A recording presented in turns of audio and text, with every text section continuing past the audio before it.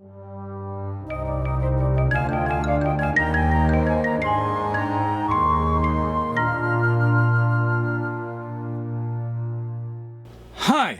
I'm Kevin. Welcome to my cave.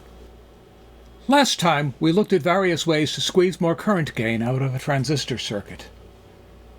This time, I'd like to move on to discussing how to get more voltage gain, since most of the signals we deal with in the audio world are represented by voltages. So, let's get started. We'll try to design a high-gain common emitter amplifier and make a bunch of mistakes along the way. I'll have a signal coming in of 1/100th of a volt peak to peak. And I want to have a gain of 100 to get 1 volt peak to peak out. I'm content with telephone quality audio, so I can ignore frequencies below 100 Hz or so. I'd like to have an input impedance of at least 10 kiloohms, and I'm not too concerned with the output coupling right now. I'll just design to an arbitrary quiescent current of 1 milliamp. I'll be lazy and put the quiescent point midway between the power rails at 6 volts. The collector resistor will therefore have to drop 6 volts at 1 milliamp, so 6,000 ohms. 6.2K is the nearest standard 5% value. For a gain of 100, the emitter resistor will have to be 100th that value, or 62 ohms. That will make the voltage at the emitter 62 millivolts. The base voltage will be a diode drop above that. The impedance looking into the base will be the transistor's beta times 62 ohms, or at least about 6.2K. We have to design our divider to a Thevenin resistance at most about 1/10 that, or 620 ohms. That's not going to work. We can't get our required input impedance. Even if I were to bootstrap the divider, the 6.2K looking into the base still wouldn't be good enough. Better use a Darlington pair.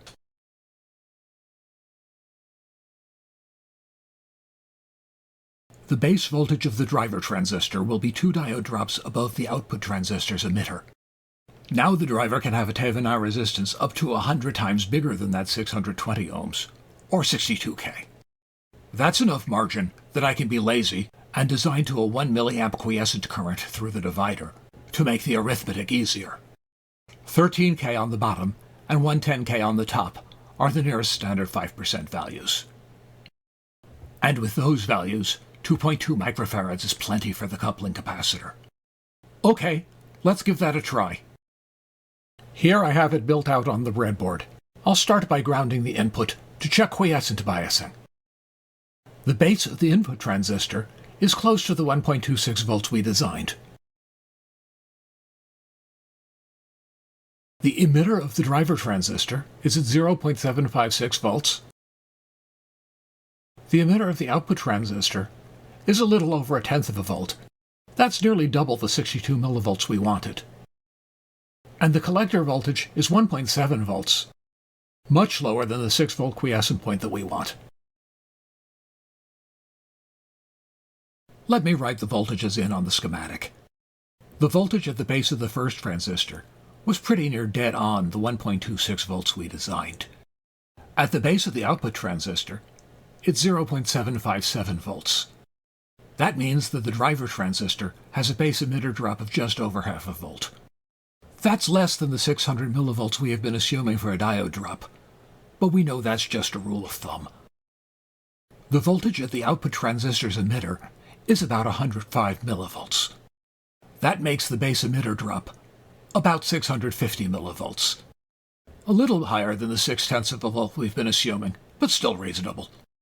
That means the emitter resistor is drawing 1.7 milliamps, a lot more than the 1 milliamp we designed. And we'll see more or less the same current at the collector. We use Ohm's law to get the voltage at the collector, and it predicts just under 1.5 volts. We actually measured about 0.2 of a volt higher than that. The little errors in the base emitter voltage drops were enough to drive our Darlington pair into saturation. I guess we should put a trimmer in the middle of the voltage divider to give us a fine adjustment of the bias point. That should let us center the quiescent voltage precisely between the power rails. Let's try that out. I'll make the needed changes on the breadboard here.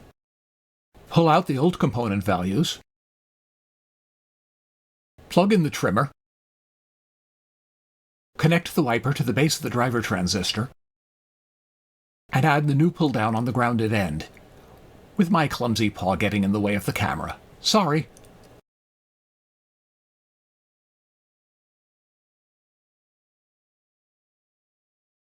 It's easiest to do the trimmer adjustment in steps, working from the input to the output, because it gets more sensitive as you go. I start with getting the base of the driver transistor into a reasonable range. Then tune the base of the output transistor, the emitter of the output transistor,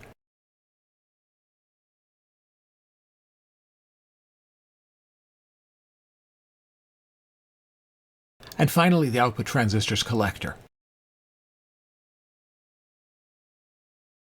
I can get it tuned to within a few millivolts, but it appears to be drifting some. Now I'll unground the input, hook up the signal generator, and see how we do on the scope.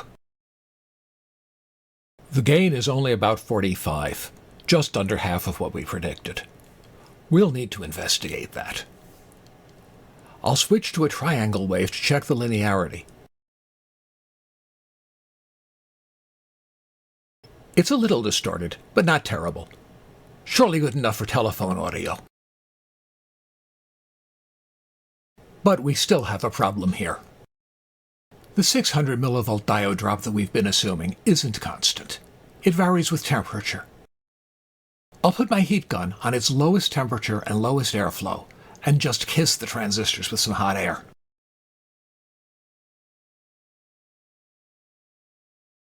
The biasing runs off the chart, and these transistors aren't even warm to a finger touch.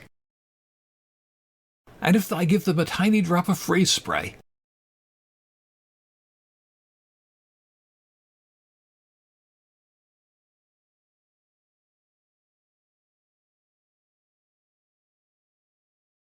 the biasing runs off the chart in the opposite direction.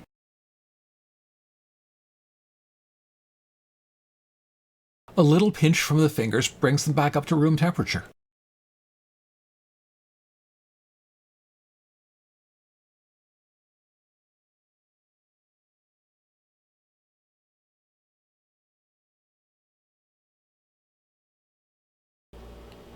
That thermal instability of the bias point is going to be a problem. We can't have our circuits stop working as the rack warms up, or if the room is too cold.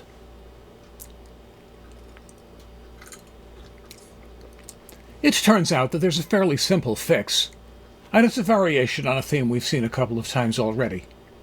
Separate the DC bias from the AC signal path. We'll start by cutting our circuit gain back from 100 to 10. When we first looked at the common emitter amplifier, we found that gave us stable performance, so it should be a good starting point. We can lower the gain simply by swapping out the emitter resistor for a bigger one. We'll have to adjust the bias network to pass the correct current through that resistor. We can also ditch the trim pot. Now we'll boost the gain by splitting the emitter resistor in two and bypassing the lower resistor to ground with a big capacitor. At DC, the capacitor is an open circuit, so R1 plus R2 determines the bias level. We chose the capacitor to look like a short circuit at signal frequencies. R1 alone will therefore determine the gain at signal frequencies, because R2 will be shorted out. So we should get both stable bypassing and increased gain. Let's give it a go. As an aside, I'm increasing the input level to 1/10 of a volt, so as to see the results of the lower gain settings more clearly on the scope. I've made the modifications to the schematic here in KiCad. I've included a movable jumper that can take the capacitor out of circuit for a gain of 10. Or bypass the emitter resistor at one of several taps for gains of 20, 50, or 100. I also included a possibility of tying the capacitor to the top of the resistor chain. Our calculations say that the resulting gain should be the collector resistor divided by 0. Well, obviously we won't get infinite gain. But let's try it anyway and see what we do get. Here's the modified circuit on the breadboard. I have the divider chain at lower right, with the jumper that's disconnected for a gain of 10, or attached to one of the resistors for a gain of 20, 50, 100, or the mystery setting. I'll feed the circuit with a triangle wave so that we can see linearity as well as gain. I'll measure the results with the scope cursors. When we ask for a gain of 10, we actually get a gain of about 9. That's within 10% or so, which is good enough for the quick and dirty calculations we've been doing. Asking for a gain of 20, we get a gain of 16.2. That's falling off some.